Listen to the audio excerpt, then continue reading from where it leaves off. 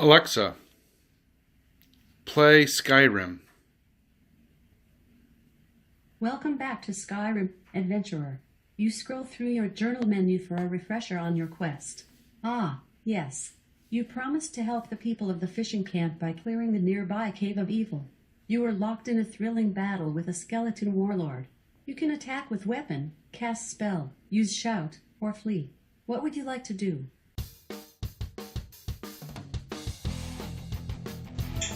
Hello and welcome to Dad at Play. In this episode, I'm going to be talking about what my biggest impressions of E3 this year were, along with a bit of other video game news, a little bit of board game stuff, some home videos, and anyway, stick around.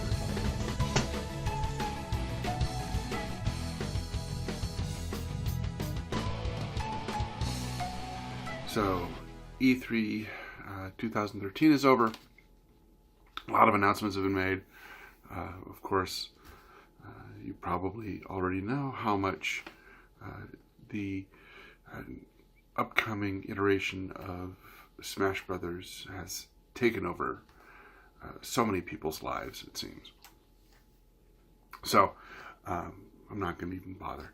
Of course, one of the biggest announcements out of E3 was Fallout 76, a prequel to the Fallout games, taking place 20 years after the Great War. It's going to be online, but it's not an MMO, but it is. Anyway, I'm really looking forward to that. My kids, of course, are obsessed over Smash Brothers, so those are your two biggest takeaways from E3 as far as I'm concerned. Bethesda also announced another Elder Scrolls was coming, which we all knew.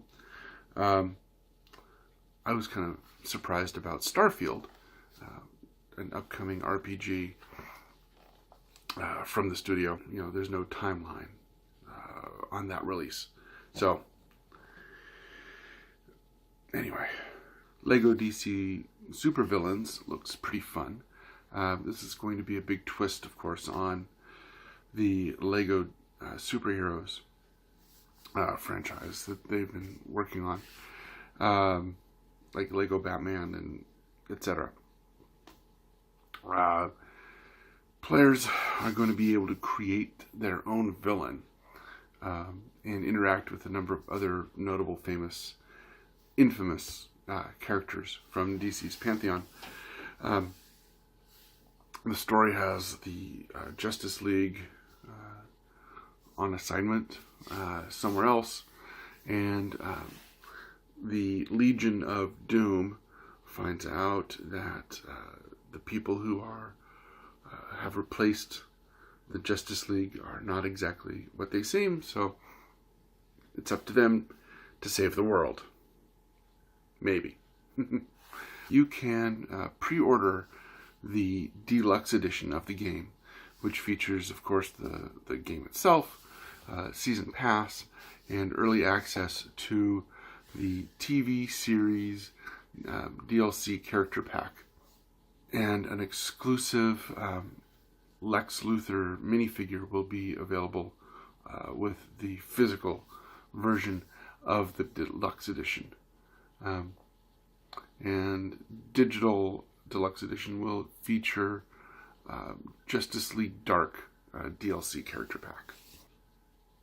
It's coming out in October, I think it was, and definitely something to look at. One title that might not be getting a lot of attention is Super Mario Party, actually. I think this looks pretty cool coming out of E3.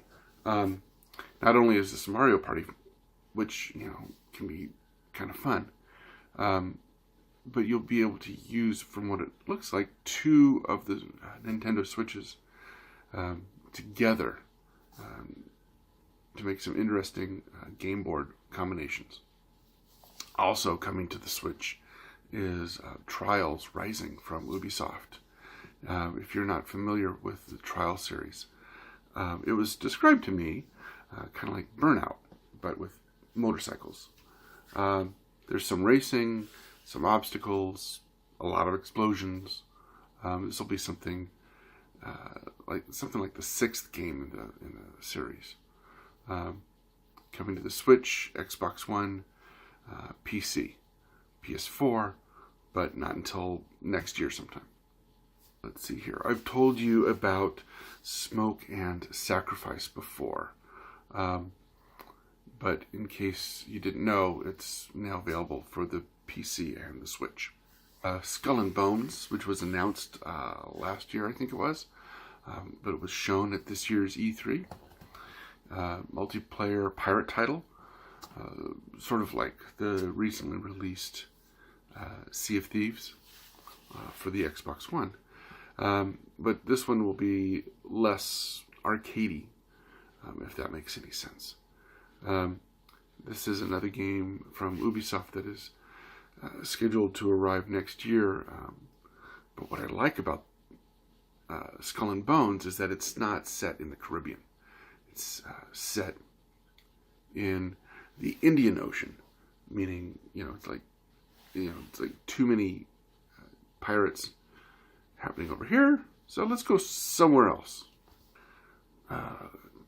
Call of Cthulhu, which I had previously talked about in an earlier episode, released a new trailer for the game for E3, which provided a really good tease of the game. Now, this game is not for kids at all. But if you are familiar at all with the Lovecraft mythos, you definitely are going to want to look at this game. Perhaps the most disappointing announcement from E3 was Starlink, a Toys to Life space combat game. Players will buy physical ships or pieces of ships to unlock ships or upgrades. Well, there's the revelation that Fox McCloud will be available for the Nintendo Switch version, which, that sounds great, but do we really need...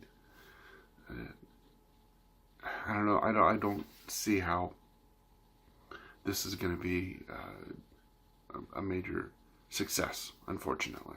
Jurassic World Evolution has launched. The Park Builder players will build their own Jurassic Park,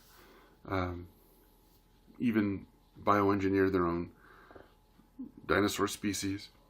And Jeff Goldblum will reprise his role as Dr. Ian Malcolm, and probably remind you, that every decision that you make is the wrong one.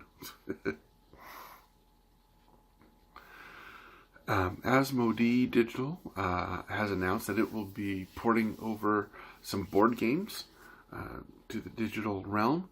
Ticket to Ride is coming to the PlayStation 4 and Carcassonne to the Nintendo Switch. In Ticket to Ride, the TV screen will act as the board, and players' phones will work as their hand of cards. Path of Exile has released its latest expansion, Incursion.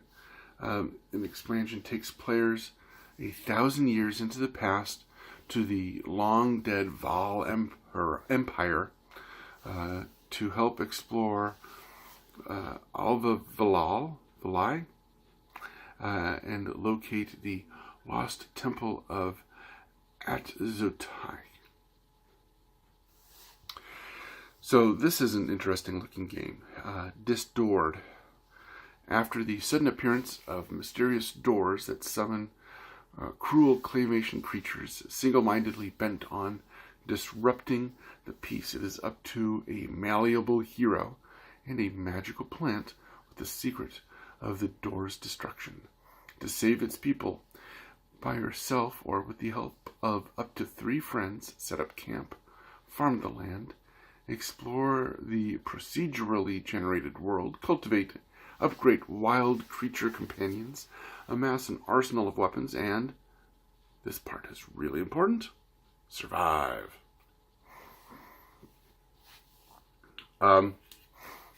Another game that looks interesting, and another game that is not for the kids, Cyberpunk 2077. I remember when this one was first announced 5 or 6 years ago, but now that it's getting kind of closer to release, we're getting a bit more information on it. This is, if you don't know, from the same studio behind the Witcher series, and it is based on the Cyberpunk 2020 pen and paper game. It is an RPG, fully customable characterization. The character that you build will affect how the characters in the game will interact with you. And a number of modifications will affect the abilities that players will have, some of which will only be available on the black market. Different actions will affect how the game plays out. And so, yeah, that means that there will be some different endings. Online indie game streaming service Jump has new offerings for the month, beginning with the adventure game Tardy, where players take on the role of a person waking up on a strange spaceship. Other titles include Erica Reed Thriller Episode 3 and The Last Door Collector's Edition Episode 1. Pillars of Eternity 2. Deadfire has some DLC now available and for free, which is always nice. The Beard and Hair Pack features new character customization items. There's the Rum Runners Pack, which adds, among other things, a female sidekick. The Scalawags Pack, which includes 3 new recruitable members, 5 new ship upgrades and personality setting. New content update for 9 Parchments has recently arrived, and among other things, it includes a new character and 6 new arena levels designed for players level 40 or above. That's available for the PlayStation 4, Switch, and PC. The Xbox One version of this content will be coming at a later time. AEG's summer event for Smash Up is underway. The Titans event kit is now available at your friendly local neighborhood game store, so head on over and check that out. Lego DC Superheroes Aquaman Rage of Atlantis is going to come out on Blu-ray and DVD July 31st. The King of Atlantis must make some difficult decisions to ensure the future of his ocean realm. Under attack from Atroc, and Red Lantern, Aquaman realizes he must relinquish his sovereignty and go on a journey to regain his confidence before returning to his rightful throne. Along the way, Aquaman reunites with the Justice League, including Batman, Superman, Wonder Woman, and the newest member, Jessica Cruz Green Lantern, to conquer Atlantis' latest enemy and reemerge as the ruler of the 7 seas. Netflix has announced the television series of Captain Underpants, set after the events of the film, will debut July 13th, and August 7th will see The Death of Superman arriving on Blu-ray and DVD. July 24th, digitally. Now, Superman Doomsday came out in 2007, and it told an abridged version of this story. But this is going to be a much longer telling of the death of Superman, especially since this is only the first half. The reign of the Superman sequel will be coming next year to continue the story. That's going to be it for me this time. If you wouldn't mind, please hit that subscribe button. Really appreciate it. check out some of the other videos that are also long overdue. And until next time, keep playing.